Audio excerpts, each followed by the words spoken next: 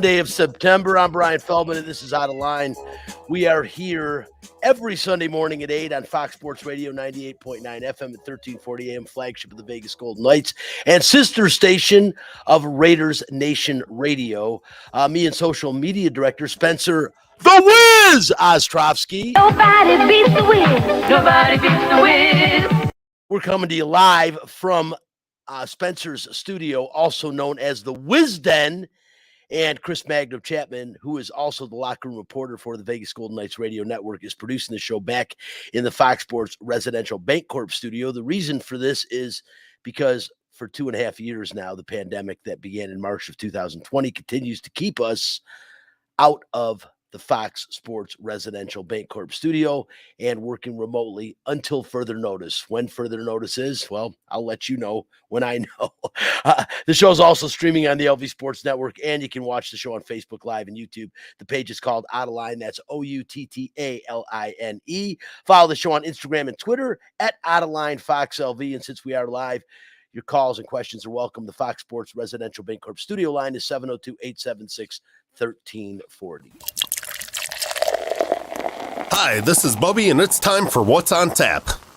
On Tap, brought to you by title sponsor Residential Bancorp. Whether purchasing a new home or refinancing the home you already own, Residential Bancorp is the company to turn to for all of your home financing needs. Residential Bancorp, funding America one neighborhood at a time. And don't forget to ask about the new incredible discounted payment options on move-in ready Wedgwood homes available right now all over Las Vegas. Call 702-964-5720 for details and to get information on all the home financing options available in Nevada. On Tap, only weeks away from the start of their preseason schedule. And now with another new face added last week, the question remains, who will be between the pipes for the start of the Vegas Golden Knights 2022-23 season?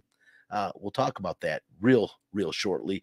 The Aces are getting ready for Game 3 of the WNBA semifinals in Seattle. Series knotted at 1 game apiece. We'll talk about that.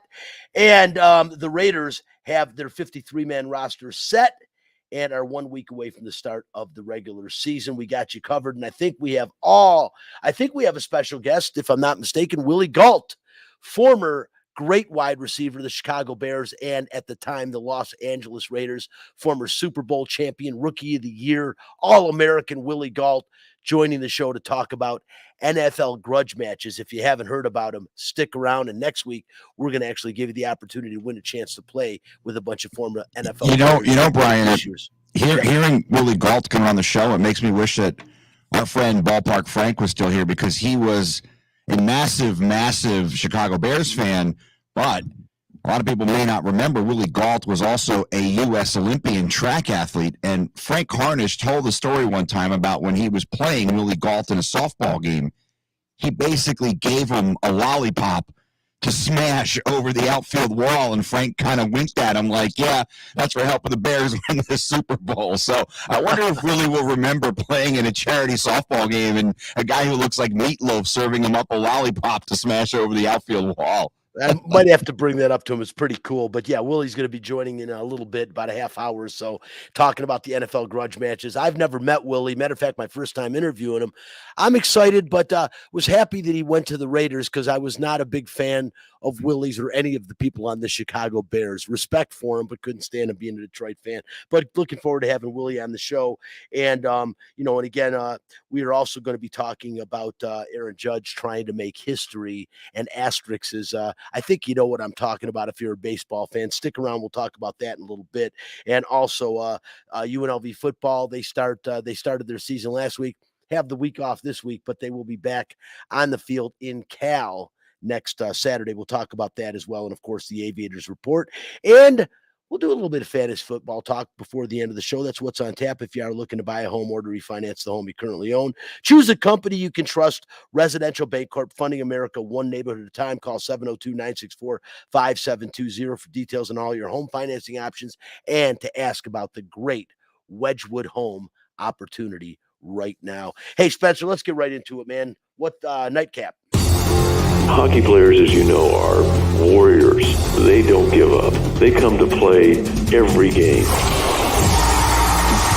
It's time for Nightcap, a cupful of the Vegas Golden Knights. From highlights to interviews to special events, the puck starts here. Last week, it's funny, Chris, we talked about, the Vegas Golden Knights not having made any moves to get another goaltender. It looked like starting the season, with Logan Thompson, which nobody was upset about. I mean, he played great in 20 games last year towards the end of the season, kept the Golden Knights in it right up until the end, even with all the man hours they lost due to injury last year. And of course, Michael Hutchinson, longtime journeyman, been around for a long time, hasn't played a ton of NFL games, not a guy that you really want to look to as your starting goaltender. And of course, Laurent Brossoit out the majority of last season, expected back in the early part of this season, but no one really feels that Laurent Brossoit is a number one goaltender in the National Hockey League. I don't think I'm going out on a limb to say that. The jury's out on Logan Thompson, being the fact that he's finally got his opportunity last year. Great story behind the kid, but is he a full-time, at least 55 game starter?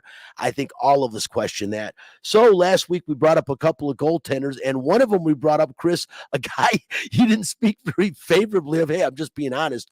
Adin Hill, not that you said anything bad about him or anything, but Adin Hill was probably one of the least favorite choices of guys out there that we were discussing to potentially bring in. However, he is now a Golden Knight. He will be competing for time between the pipes. And I don't think it's a terrible move. I think there's competition right now. You got 4 goaltenders all trying to get the slot. I think when the season starts, Logan Thompson's between the pipes in game 1, just based on what he did last year. And I think they want to see right away what he can do coming out of the gates. But again, that's just my opinion, Chris. Yeah, I think, they maybe look at a guy like Adin Hill as someone who can push Logan Thompson. The other thing is it makes me think that, and I unfortunately did not have the opportunity to attend the media availability with Adin Hill, but, unfortunately, when you find out about things 2 hours before they're actually scheduled, sometimes it's difficult to rearrange your schedule to get there. So just a mental note on that one. But yeah, so I wasn't able to attend the media session with Adin Hill, but I think my takeaway from this is maybe Laurent Brossoit is not as healthy as we were anticipating heading into training camp. So they needed a clear-cut guy who could push Logan Thompson.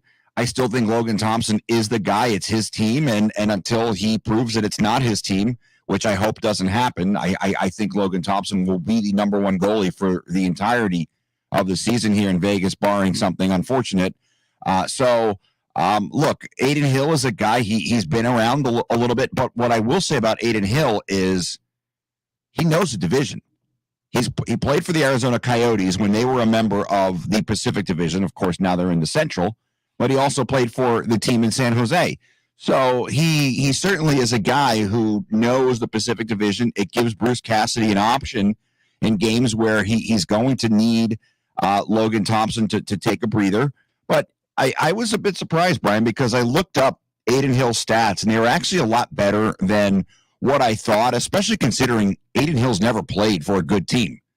So I think maybe I was a bit harsh on him last week because, like I said, when I look at the numbers, he's better than what I thought. And like I said, he's played for some really, really crap teams in his career. So maybe an opportunity to come to a winning franchise, a franchise that unfortunately missed the playoffs last year, but in their brief history have proven that they are a quality winning franchise. So, that being said, I think Adin Hill's going to have an opportunity to maybe win the job.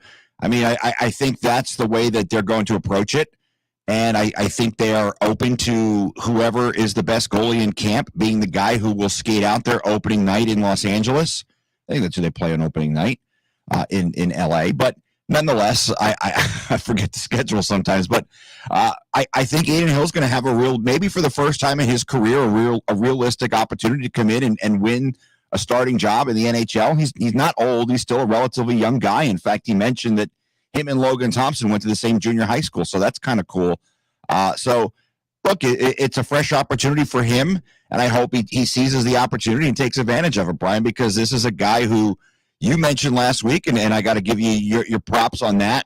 I wasn't too keen on it, but I mean, hey, you nailed it. So good on you. And look, let's hope that training camp, which is only a couple of weeks, believe it or not, it's only like 2 weeks from today. We'll be talking about training camp. It's insane. But look, like I said, I think Aiden Hill's going to have a real shot to win the starting goalie job. I don't think the Golden Knights brought him in primarily to be a backup. I think they brought him in to push Logan Thompson. And I think it's good because I think you now have 3 goalies, assuming the health of Laurent Brossoit is there.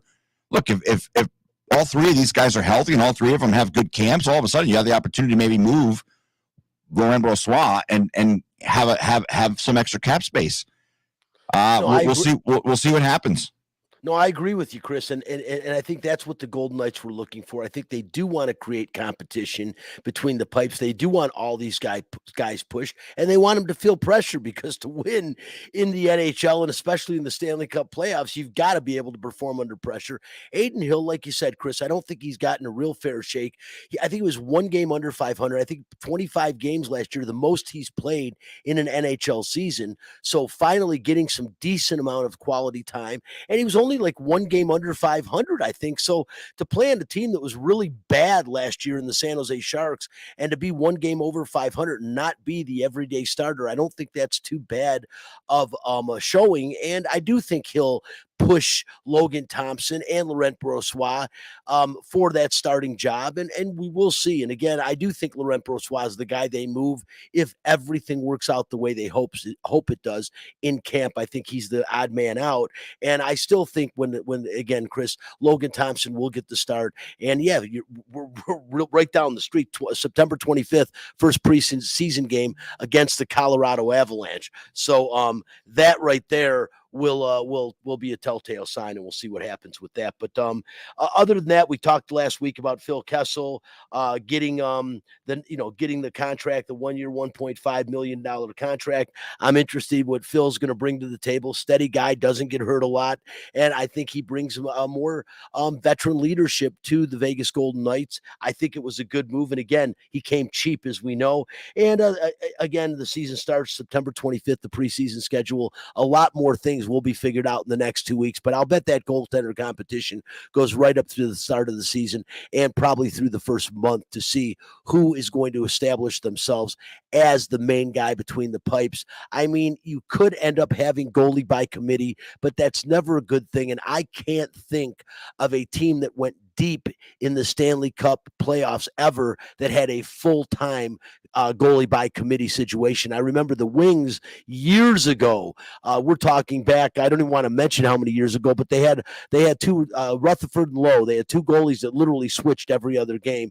They made the playoffs with those 2 guys, but they didn't get out of the first round. I mean, it's just, you want an established goaltender that's your starter with a guy behind him that's very capable that can come in every 4 or 5 games and spell him. And that's really what you look for an ideal situation in the National Hockey League. We're going to see what comes up. I'm looking forward to it. I think Aiden Hill was a good move. I brought it up last week. He's a guy that was out there that was available because the Sharks had 3 goalies under contract.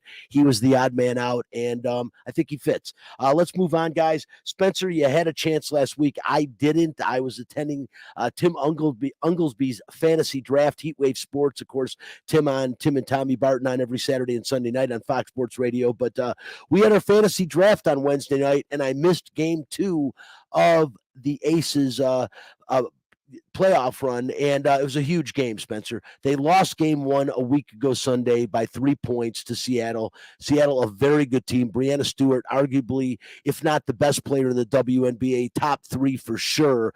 A very good chance, and I personally think she's going to end up getting league MVP this year because they gave Asia Wilson Defensive Player of the Year.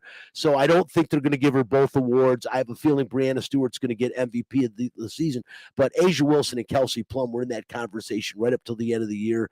And the Aces, a bunch of postseason awards this year. Becky Hammond, of course, well-deserving a Coach of the Year. Asia Wilson, as I just mentioned, Defensive Player of the Year. And Jackie Young, really came into her own towards the end of last season. The Olympics did nothing but help her in the 3-on-3 competition where she played with teammate Kelsey Plum. They won a gold medal. And man, this year, Jackie Young has been a dominant backcourt presence in the WNBA. Everybody's talking about her. No surprise whatsoever that she got most improved player in the league this year. And, like I said, Kelsey Plum, no postseason awards, but there's like one or two of them you could have given her. And again, if she did get the MVP award, I think everyone would be a little bit surprised, but it wouldn't be a complete shocker. No, and the game was amazing. It was a really good game, and there are a few notes. I'll start with Becky Hammond's opening statements following. So I will go ahead and show off Becky Hammond, see what she said right when she got to the press conference. I just thought, we dug in and did what we had to do. This was pretty much a must-win for us. I thought we still came out a little tight, but we eventually got to where we needed to be. And so, obviously, a couple of individual great performances by the two best players in the league. But I thought that stretch that we went small, put Chelsea Gray on the post, and her activity really changed the momentum of the game. And so, it's one of the things we want to be. Defensively is just active and disruptive, physical. Yeah, and I'll jump it over to you in a second, but there's a couple of things that I wanted to say quickly from the game. And, at the end of the first quarter, it really didn't look that good. There were some struggles. Kelsey Plum had a bad turnover. There were a couple of missed turnovers. I tried to ask Asia and Chelsea after the game, but, there's so much that goes on inside of a basketball game. I really wanted to ask Becky, but I didn't get the opportunity. But she did mention it in those comments. And the thing that was different, this is the biggest difference of the game, I think was the biggest difference, and no one really talked about it, is you and I have been we have personally seen what has happened inside the Aces building. Last year, Diana Taurasi buried them. And it looked like in this game, it was going to be in the same situation with Sue Bird, dropped over 30 points. The difference in this game, and I think that between everything that has happened in A'ja Wilson's career, is that she stepped up too. It's not to say that she's had bad playoff games. She's performed fine. But in this one, they went blow for blow. That has been the biggest thing missing from her career so far. And of course, she's young, right? I think we're only in year 4 or 5 for A'ja Wilson. So it's not to say I can't believe she hasn't stepped up to Diana Taurasi and Sue Bird just quite yet. But we know that A'ja is primed for an all-time great career in the WNBA. And I think that last game was one of her defining moments. I don't remember the stat, and I hate stats these days because I feel like it just takes the meaning out of everything. But the thing is that both of them had 30 points. That was the first time that has happened in a long time in the WNBA, and it was really great. And Kelsey Plum had struggled mightily, I would say, through the first 3 quarters. Got to the free throw line every once in a while, but struggled shooting. She stepped up huge in the fourth quarter, and they just had that drive. I don't know what it was that changed from the first quarter going into the second and onwards, but I think the simple answer is that A'ja Wilson just dominated, and the other team, everyone else followed suit. Chelsea Gray obviously was right next to her. They talked about after the game how dangerous their pick and roll is, and it really is. So we'll see what happens. I mean, this has been the mark of this franchise so far. They've been taken out by the all-time greats of the WNBA, the Diana Taurasi's, from the Storm, I can't think of her name right now, and Sue Bird last time. But maybe this is finally going to be the time where they get over the hump. I think if they beat Seattle, there's no way they lose in the final. I think they'll just have way too much confidence. Yeah, it was probably Brianna Stewart, who you couldn't think of her name, but she is dominating player. She drops 32 on the Aces in the loss, and A'ja Wilson outdoes her with 33, but really it was the all-around play, the 3 mainstays, as far as getting offensive production. You can include Jackie Young in there, but really it's A'ja Wilson, Kelsey Plum, and Chelsea Gray. And Chelsea Gray, Spencer, she may not have been talked about heavily during the regular season. Everyone knows she's a solid quality player, but right now, the way she is playing, she quietly, I don't know that you can say, well, she's going to be MVP of the playoffs or anything like that, but her presence, without question, has been dominating in the postseason. When she gets on the floor, it is like everything changes. The intensity rises, and she just has really been a clutch performer for the Aces, and really part of the reason that they beating Chicago in that monster game at the end of the regular season, really, which propelled them to the number 1 overall seed, was Chelsea Gray coming in and playing great. She did it again in the game on Wednesday night. I didn't see the game live, but I ended up recording it and watching it. And she is so clutch, and her outside shooting ability just keeps getting better and better, to the point where you have got to get on her on the perimeter, because she'll beat you. And she even beats you with people in her face, Spencer. She pulls up and really is able to score from anywhere on the floor. And as big as Asia Wilson and Kelsey Plum is for this team, and Jackie Young, I don't know this team goes anywhere without Chelsea Gray. No, without a doubt. And she loves it when defenders go under on that screen with Asia Wilson. She just loves that step back and hits the three. She really does change things. And the biggest change that she made, obviously offensively, she was great. But they talked about it a lot in the post game, and if you watched the game, you would know the small ball lineup is really what propelled them forward. That was the biggest difference of the game. They were able to take advantage, like they weren't able to take advantage of the post because Chelsea Gray was down there. And obviously, on the other end, when you have mismatches like that, they're just going to be so much faster and dynamic. I'm sure Seattle will have something to combat that later on. But the one thing that I've respected about Becky all year is that she will have players play most of the game. Her bench is maybe 1 deep. In the NBA playoffs, it's like that too. I hated the thing that drove me so crazy about Bill Laimbeer is that he always wanted to go 3 deep, even in the playoffs. You don't need to do that. The games are shorter. They can play NBA starter minutes, and that's what Becky does. She maybe goes 1 or 2 deep on the bench, maybe for like a few minute stretch to get someone some air, and that's it. And I think that's great, and I think that's been a really big reason for their success this year. No, there's no question about it. Players like Riquna Williams, who does come off the bench, she got 26 minutes, and you look at her 2 points and you say, what did she do? Well, first of all, for a little player, she had 8 rebounds, second on the team in rebounds, because she can clean the glass. But the main thing Riquna does is she is a great defensive player, and she can defend women that are 4 or 5 inches taller than her, because she is that quick on the inside, great hands and great court vision.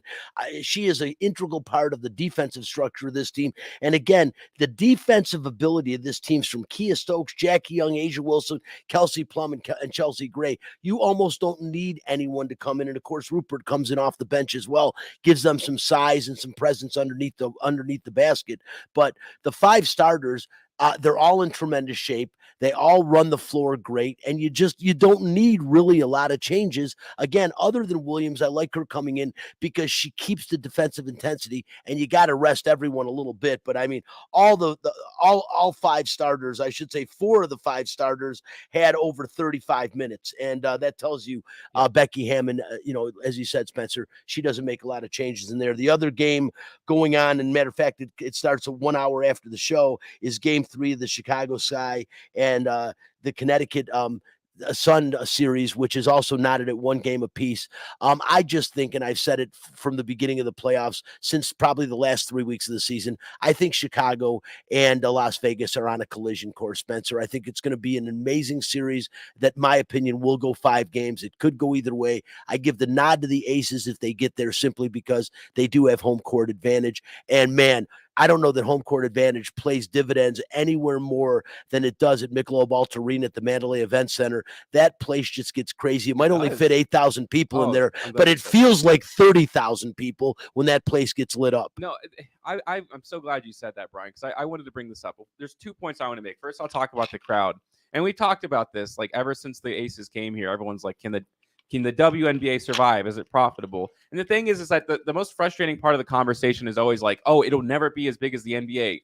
But who cares about if it's ever going to be as big as the NBA? It's like saying, oh, well, Domino's is the #1 pizza chain in the country, so we can't have other pizza chains. There can't be Marco's Pizza. It's like, no, the WNBA can succeed. And when I look at the crowd, it's packed. I didn't have the video because I didn't want to play it for the radio people, but the thing is, like, the crowd is packed, so that means that there is some sort of success. Now, I don't know if they're not getting that every single regular season game, and maybe they'll get there. But the point is that there are people in this city who love the product more than anything, and it's great product. It's a really entertaining game, and I've talked about this. The girls get better every single year. The league hasn't been around that long, so there has been multiple generations of women who believed that there was an actual career in playing basketball. The one thing I'll say quickly to wrap up my thoughts on the WNBA, there's one player that does have to step up for the Aces if they are going to make it to the finals, and that is Jackie Young. Make no mistake, she's probably going to be the most improved player of the year. She already was. She already was. She Okay, is most okay, improved I player of the see. year. So, and deservedly so. She has been timid, and there's just something off about her game. Becky talked about that too, and she's saying, I don't know what's going on. She's just not, there's just some nerves going on with Jackie Young. I don't know what it is. Hopefully she puts it together. They will lose this series if she doesn't step up a little bit. I just have that feeling that she seems to be the missing link of the team from them being successful and not, because she's had some pretty bad shooting games, and all of the games have been, one-score games. No, I agree with you. I mean, without the availability of Dearica Hamby, who looks like she is going to be out for the remainder of the postseason, Jackie Young, all 5 players, 7 players that are going to see the floor are tremendously important. But you are right. Jackie Young, part of the best backcourt, in my opinion, in the WNBA this season, and she has to play with it. She can't leave Kelsey Plum and Chelsea Gray out to dry. She has got to get in the mix of scoring. 6 points and 5 assists is not going to do it for your starting point guard. Not going to work. Real quickly, what I did want to say about them also is, with the other series, Spencer, talking about that at 1 game apiece, going to be very, very interesting today, starting at 10 o'clock to see that series. Because again, just like the Aces series, it goes to the road, where if the road team, if Connecticut can win 2 at home, they don't go back to Chicago. Aces in the same situation. That to me is the biggest and most scary situation, is you got to go to Seattle and win at least 1 game to bring it back here for game 5. And again, Chicago in the same position there. But the biggest issue, Spencer, and I'll leave this alone in my final thoughts on the WNBA. Again, I agree with you. It's an exciting product. Vegas really makes it exciting, because just like they do with everything, they turn a sporting event into a Las Vegas show. At halftime, you get great performances, and you get just great electricity and energy in the air. However, it is not an NBA game. And as you said, Spencer, don't expect it to be. Well, my point is, the women in the league have to stop expecting to get paid like NBA players. Number one, there is 50 less regular season games. Take that into account. It's huge. And also, the revenue is being generated, but the league has lost money almost every year, and they lost their greatest ambassador in Kobe Bryant, as we all know. It is a good product. I just think it has to stay in perspective, especially when it comes to the financial end of it. And everyone has to be realistic about the expectations. Yes, as it gets more interest, maybe they increase the schedule more. The girls will get paid more. But up until that point in time, do not compare your salaries with that of the NBA or any other of the major 4 men's professional sports, simply because it's all about revenue generated. And the WNBA is starting to generate more revenue. The interest is growing. I'll bet the league will expand in time. However, the bottom line is that they cannot get paid like the men get paid until they play as many games, and until the revenue generated by sponsorships is anywhere close to what it is of the men's game. And that's just simple. And again, that's simple math, and that's simple facts. Listen, real quickly, we're going to move on, Spencer. Let's get going. I don't know, is Willie on the line with us yet or no? No, he's not. Okay. Well, Willie Galt's going to join the show in a little bit. But right now, really, before we even do that, Spencer, I really want to talk a little bit about the Raiders. They cut down their 53-man to the 53-man roster on Tuesday. Not really any gigantic surprise. I think there's a few people that I talked to, even though we heard the rumors about Alex Leatherwood getting traded, Spencer, I think people were still in denial, saying, well, God, the guy was the 17th pick in the draft just 1 year ago. How are they going to give up on him so quickly? Well, they're giving up on him quickly because he's been a lemon. He's been a bust, Spencer. This guy, for as big as he is, he was supposed to eventually fill the role of the blind side of Derek Carr. My God, if he's protecting the blind side of Derek Carr will be blind before the end of the season. I hope that Alex Leatherwood will succeed. Where'd he go, to Atlanta? I think he went to Chicago. Chicago, that's where he went, to the Bears, correct. I hope he has a career there. But it's ironic that it Willie's was coming time on the show, isn't it? What's that? It's ironic that Willie's coming on the show. It is ironic, but he was a bust. There's just no way around it. People didn't love the pick when they made it last year, but you figured, you know what? Look what the guy accomplished in his career, Spencer. I mean, you're talking about a guy that was a 2-time national champion with Alabama, won the Outland and Jacobs blocking trophies in 2020. Why did he turn out to be so bad? Well, the thing is that there was never a real issue with the way that they had drafted him. It was just that he was a 2nd-round offensive tackle taken in the 1st round. That was pretty much the biggest issue with him. Same thing with Jonathan Abrams. It wasn't that he was a horrible safety to take in the draft. It was the problem was that he was a second-round safety. And there was a whole history of the Raiders overdrafting with Cleveland Farrell. He'll be off the team pretty soon as well. So we all know that that was just a disaster. Now, why he came to the NFL and he really couldn't make the team, I don't know. But here's the thing. Here's my theory. My theory is that I'm sure Alex Leatherwood was good enough to make the team. There's no doubt in my mind. There really isn't that much around him. He was talented enough to make the roster. They made a statement. This is a new regime. We have to remember, okay? So all the options for our rookies were taken off, including Jonathan Abrams, Josh Jacobs, the whole 9 yards, right? No one picked up on their options. And Alex Leatherwood was the same way. But they say, if you're not going to come here and work really hard, if you're not going to perform, we're going to give some guy, who doesn't have the experience, who's tried really hard in training camp and performed in the preseason, the job over you. And they don't care if they're going to take dead cap. That's the whole thing. I really like the precedent that they're making here. That's saying that's no one safe. You got to compete hard every single day for your job. Doesn't matter if you were the first round pick last year, your job could be in jeopardy. So this is probably the best move. This is my favorite move the Raiders have made the entire offseason for me. Well, other than Devontae Adams. It is kind of hard to trump that, to say the release of an offensive tackle is better than Devontae Adams. But this is amongst my favorite moves the Raiders have made since the new regime came in. I like it, Spencer, as well. I like the whole thing. The thing that surprises me the most about the Raiders this year is the fact that they're plus 4,000 as far as winning a championship goes, behind all three of the other teams in the AFC West. I understand why they're behind Kansas City. I understand why they're behind the Los Angeles Chargers after last year. I don't understand why they're behind Denver. I get it. Denver just got Russell Wilson, a tremendous get for the Broncos. I think Russell Wilson's going to have a great year. I just think the Raiders are a more talented team than the Denver Broncos right now. So anyways, let's cut. We'll talk more about the Raiders in a little bit. I want to get right to this right now. On the Residential Bancorp Fox Sports studio line, we have former Chicago Bear, former Los Angeles Raider, Willie Gault on the show. Willie, former Super Bowl champion, and getting ready in 2 weeks from now for this season's first NFL grudge match. Willie, welcome to the show, man. Good morning, how are you guys? Doing great. And first of all, how are you doing, man? I mean, excited to come out here in Vegas and participate in these grudge matches? I'm doing great. I mean, Vegas is like my second home. Of course, I live in Los Angeles, so it's just a quick 50-minute flight or a 2.5-hour drive, so it's great. I love Vegas, and I'm excited about the grudge matches. We had a couple last year, turned out really great, and it's exciting to see the guys. It's the camaraderie that you miss about the game. I played the game for 12 years, and I've gone in a lot of relationships, and this is an opportunity to see those guys and see guys that you played against that you didn't get a chance to really spend much time with, but now you get a chance to spend time with them in this grudge match, which is great. It's going to be a lot of fun. I got to participate in the first one a year and a half ago and really enjoyed myself. Magali Fernandez just does a great job putting these on, former NFL alumni spouse, and she does just a tremendous job with this. This one is going to be benefiting the Nevada Wheelchair Foundation, looking very, very well looking very forward to it. Again, it is going to be 2 weeks from yesterday, the 17th of September. Really looking forward to this. They're going to have the pairings match on Friday. They'll set up the pairings, a little dinner. Saturday is the grudge match. And, of course, Sunday will be the NFL, the Raiders' first home season game of the year against the Cardinals. What do you expect out here, Willie? But we'll talk a little football in a minute. But with this grudge match, you've been out and participating in this. What should people expect that get involved?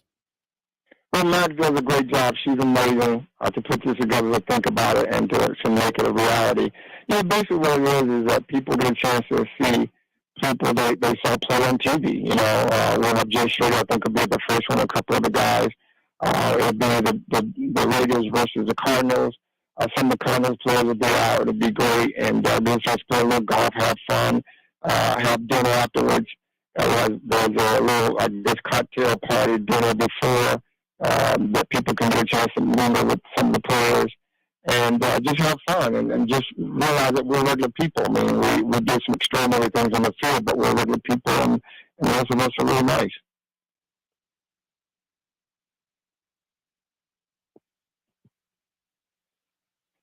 Hey, Yeah, yeah, I think we dropped the guy. So until they get back, I don't want to let you go. So we got Brian back. All right, cool. Okay, great.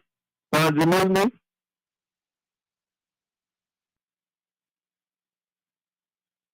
Yeah, he's on video, but for whatever reason he's not there sound wise. So Okay, I think Matt, Chris, we should be. Yeah, are we back? There we Okay. So, having a few technical difficulties once in a while. That happens with when you're doing stuff over the internet and over the radio at the same time. Are we still hearing me, Chris? Yeah. We're good. Brian. Okay, good deal. And once again, we are joined by Willie Gault, former Chicago Bear, Super Bowl champion with the Chicago Bears and with the Los Angeles Raiders. Willie, a big part of the NFL grudge matches that go on. A lot of guys out there, just to mention a few. James Harris will be there. Jeff Barnes, Jay Schrader comes on the show a lot. Napoleon McCallum, another Vegas resident, of course, Willie Gault and Ron Brown, former Raiders, and a lot of former Cardinals as well. Rick Cunningham, Jeremy Bridges, Robert Tate, Michael Bankston, Frank Sanders, and Anthony Bell all out there, and a lot of fighters as well, a lot of celebrities. It is a great time. Make sure you sign up, and Spencer is going to be putting up constantly how you can go ahead and register for these grudge matches. Again, there's going to be 4 of them throughout the year. We'll be talking about them regularly. And again, it's www.celebritygrudgematches or grudgematch.com. Definitely check that out. Again, put on by Magali Fernandez, just does a great job. Willie, real quickly about the Raiders coming to Vegas. Did you ever think, I mean, I know that I didn't, and I've been a football fan. I think you might have me by a couple of years. We're close in age. Tell me something. Did you ever think there'd be a football team in Las Vegas? You know, early on I didn't because of their stance on gambling in sports. You know, it was such a hard line.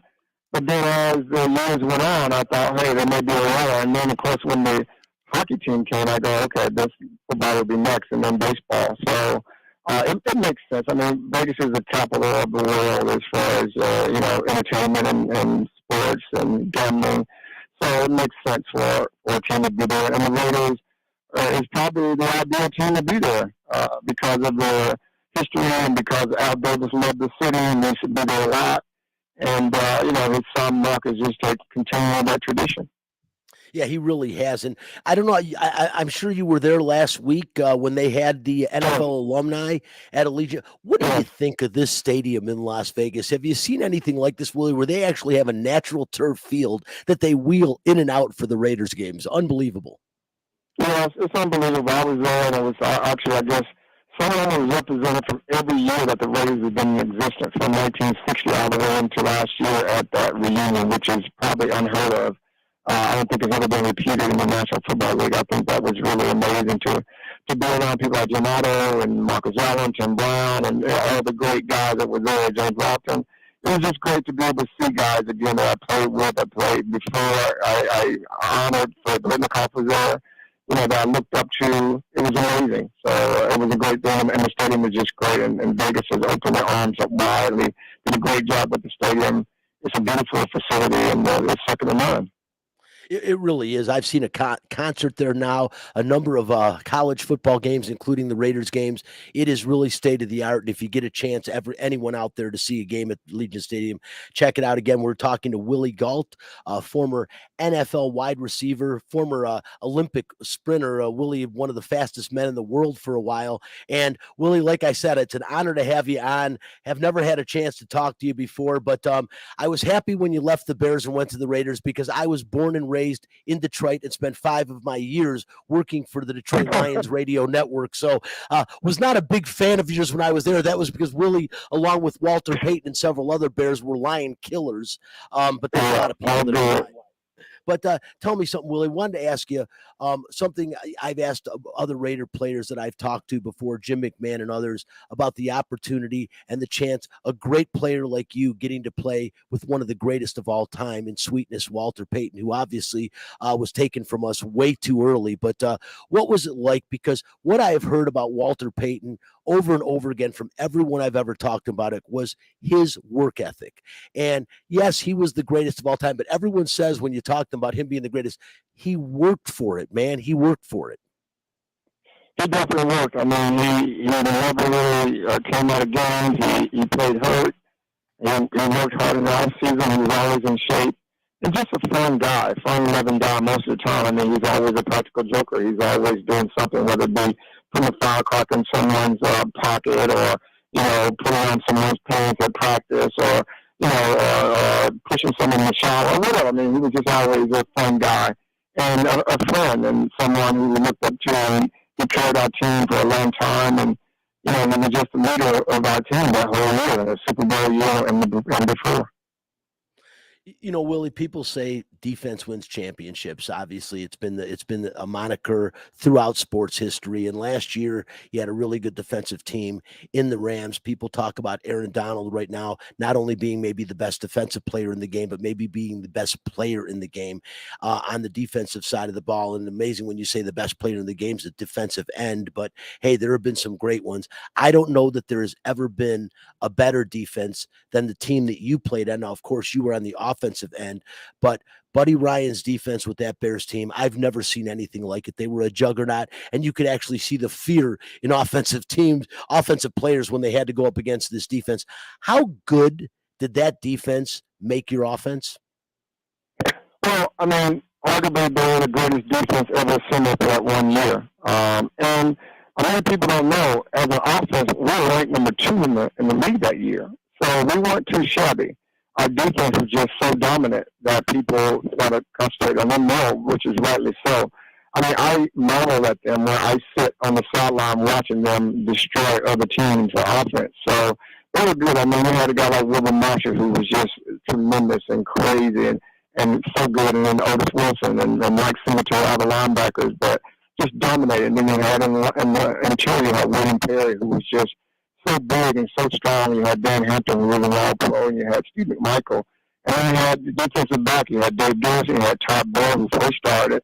You had Gary Tissick at safety, and you had 2 great corners, and Mike Richardson and Leslie Frazier, who could hold it down. And so they put so much pressure on teams that they only had like 2 seconds to throw the ball. And, within that 2 seconds, it's hard to get open. And so it made for a great team. And, of course, you had the orchestrator, who was Buddy Ryan, who was just a mastermind at defense. And they studied. I mean, those guys studied. They knew tendencies. They knew what guys were going to do. They really studied the game, and they were stewards of the game.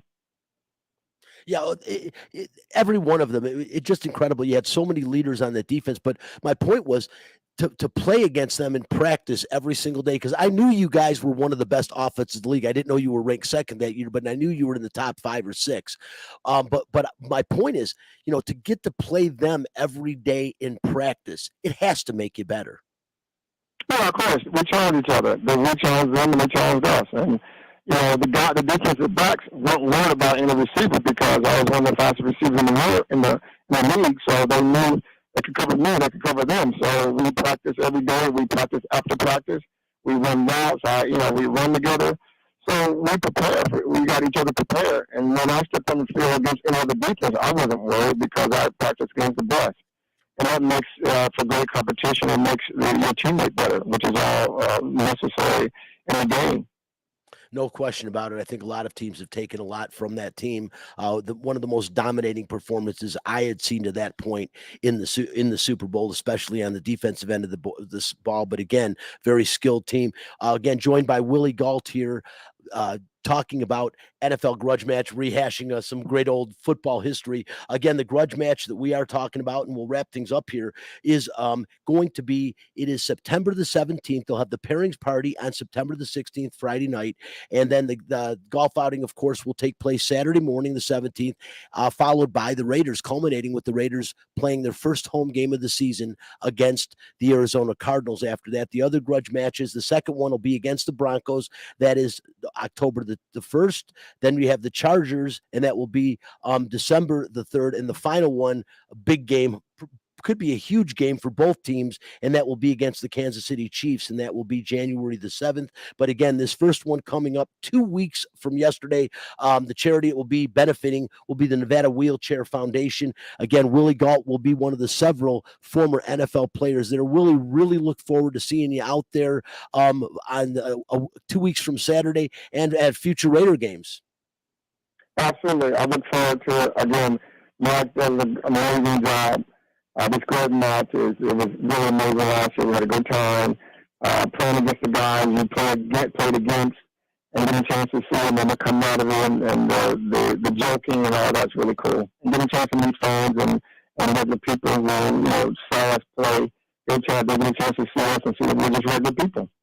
No question about it. You do find out the regular people. They have a great time out there. They make sure all of us have a great time. Really enjoy this. We will continuously over the next 2 weeks be giving you opportunities to register. And again, you can register for the grudge match at it is www.celebritygrudgematch.com. You can get all the information and sign up there. And I get to see legends like Willie Galt. Willie, really appreciate you joining the show.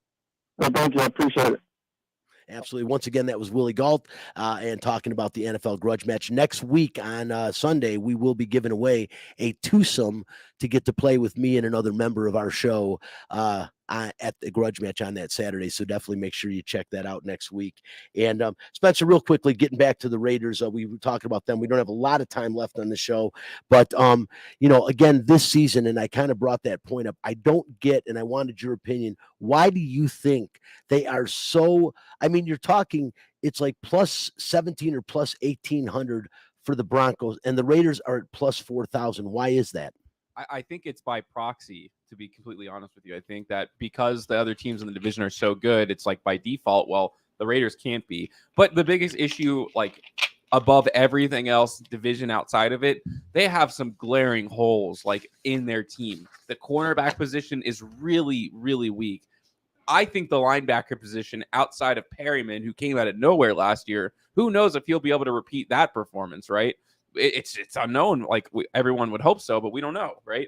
And the other part is, their offensive line. It's bad. There's, the preseason can mask a lot of things. They looked fine in the preseason. Alex Leatherwood looked terrible, and that's why they released him. But it's going to be a really big issue. Even though they have some of the best skill positions, he's going to have to get the ball out quick. They're going to be in the bottom 10 in the offensive line this year, if not the bottom 5 or 3, or maybe the worst. That's why it's so low for them. Okay, and I can understand that. I think people are very interested in what the defensive secondary is going to look like and what the offensive line is going to look like when the regular season starts. I think in most other areas, Spencer, they are good. Interior line of the defensive side of the ball is solid. Outside is as good as it gets in the National Football League. And in the middle on the run defense, Denzel Perryman established himself as one of the better middle linebackers in the game last year. And you've got two guys complimenting him in the outsides, as well as some depth at the linebacker position as well. The secondary is going to be a concern. Hobbs is going to have a great year, only a second year, and be one of the leaders back there. And Jonathan Abrams, this is a year he either steps up or steps out. And I know you don't like him. I think we're going to see an improvement in him this season, but we'll find out about that. There was also they traded Trayvon Mullen, who was supposedly supposed to be the second guy to step up for them. He's traded now to the Arizona. Yeah, that was probably one of the more surprising moves. Also, and they also need a full healthy season from Trayvon Mullen. He only played 5 last year. Played good in those 5 games. Don't get me wrong, but they need a full healthy season because I think he can be one of the best safeties in the league. I'm not going to disagree with you. All right, well, real quickly, and moving on. I want to get into our fact this segment. The one thing I will say is, of course, the NFL kicks off its regular season Thursday, and that will be a great game. I'm looking real forward to Thursday night. I've got it crossed off on my schedule. I'm getting home early. The Bills playing the Rams, and a lot of people feel that might be this year's Super Bowl. I'm not sure about that, but I think that's a hell of a way to kick off the NFL season. Looking very forward to that. Go ahead and fact this, Spence. Fact this. If you don't like the facts, take your ass back to bed. Fact this. Yesterday, in a 2-1 loss to Tampa Bay, the Yankees' Aaron Judge hit his 52nd home run of the season. This has him on pace to hit 63 home runs on the season, which should break the American League home run record set by former Yankee Roger Maris in 1961. If he breaks the record, does he go in the record book like Maris did? Or does he replace both Ruth and Maris in the baseball book of records permanently? As you can see up on the screen, that is the way. A lot of people think that Roger Maris has an asterisk next to his name. It's not an asterisk. What they did is they put in parentheses that it was a 162 game season, as you just saw up there. It wasn't an asterisk. Babe Ruth did it in 9 less games, 153 games. And Roger Maris did hit his 61st home run on the last game of the season. So that would have, and he hit a few home runs. But both him and Mickey Mantle hit a few home runs after the 153rd game of the season. So they didn't put an asterisk next to it, but they made sure in the record book to let everybody know that it was in a 162 game season. Spencer, I'm pretty damn sure, unless something happens to Judge and he tweaks himself or hurts himself, he's going to get at least 10 more runs, which will put him at 162. They're saying he'll hit 11 more. If and when he breaks this record and it's an American League record, they still have in the National League Bonds and McGuire and Sammy Sosa all have more home runs than Maris did, and that's noted, even though none of those guys are in the Hall of Fame for steroid reasons. Spencer, do they give him full credit, or do they put the parentheses next to his name too? I don't know, but this is what I am hoping for. This is Yankees fans' chance to redeem themselves. I mean, I don't know if you've seen the movie, but I've done a bit of research on this. When it comes to Roger Maris, when he did hit the record, when he broke the record for home runs, it was almost an empty crowd because there was such an allegiance to this old man, Babe Ruth. And I understand. Not only that, Spencer, it was embarrassing as a fan base to see someone break an incredible record. But because Babe Ruth owned it, it was some sort of like cardinal sin to break it. If this should be the most full packed stadium of all time in Yankee Stadium when he breaks this record, because that was the most abysmal record broken in sports history, I think. Spencer, it's a really good point, but it was more than just breaking Babe's record. If you remember, there was a battle up until about a week before that season between Mickey Mantle and Roger Maris.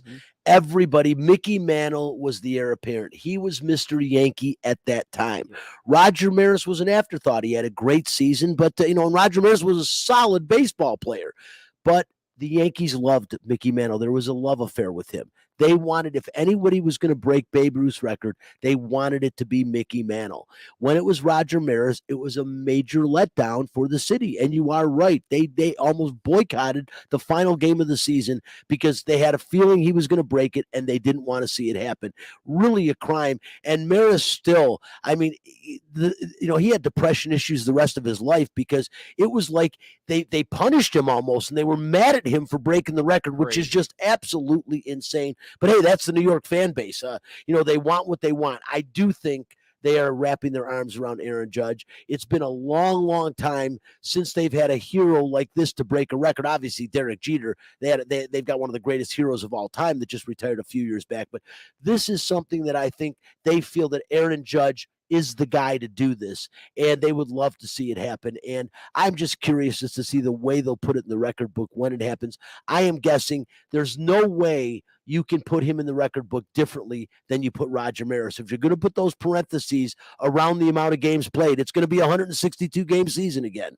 So I think you have to do it again, or you've got to remove that next to Roger Maris and leave it alone. Now that he won't be number one anymore, get rid of it altogether. But I think they're going to leave the parentheses there. That was just my point. But I really wanted to clear it up. It is not an asterisk. It's been a myth for years and years. It's not an asterisk next to his name. It's just parentheses showing the amount of games he played in. Listen, we're just about out of time. I really wanted one other thing I did want to talk about. The Las Vegas Aviators, they're on the road for their final game in Arena tonight. They got 6 games in Sacramento before they return for their final 12-game homestand, which starts on September 13th. People, if you haven't been out to the Las Vegas ballpark, I harp on it all the time. Get your ass out there and watch one of these games. You are going to love the stadium. It's a great experience. They feed you well. It's a miniature Major League Baseball stadium. It's really cool. After the game, you can walk around downtown Summerlin. It is definitely an experience that you should check out if you haven't been out to the Las Vegas ballpark to see it. It's a great time. And eventually, there will be a professional Major League Baseball team here. Will it be the A's? Everyone seems to think so. I'm not 100% convinced because I continue to listen to Jim Gemma, the media relations director, one of my good friends and a guy that tells us that they're not coming. So until he tells me they're coming, I'm going to believe him.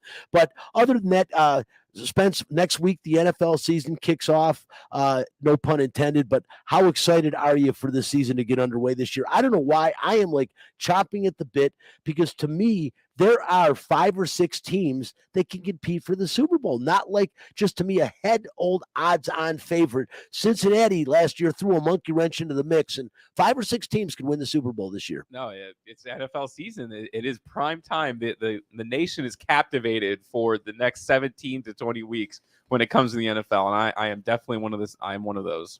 No, it's going to be exciting. Last thing I'll say is yesterday, first full day of college football Saturday. Really, really cool. And we're out of time, but how about that Ohio State Notre Dame game? 21-10, Ohio State wins it. And Marcus Freeman, man, played linebacker at Ohio State and also started his coaching career there. It was pretty cool. They went back. They had a halftime lead, but Ohio State has now won 23 straight season openers, Spencer. Only Nebraska and Florida have one more in the AP poll era. Listen, we're out of time. I'm Brian Feldman. I want to thank Willie Gelt, Spencer the Wiz Ostrowski, and Chris Magnum Chapman back in the studio. We'll be back next week. Same time, same place, giving away a twosome. Make sure you stick around.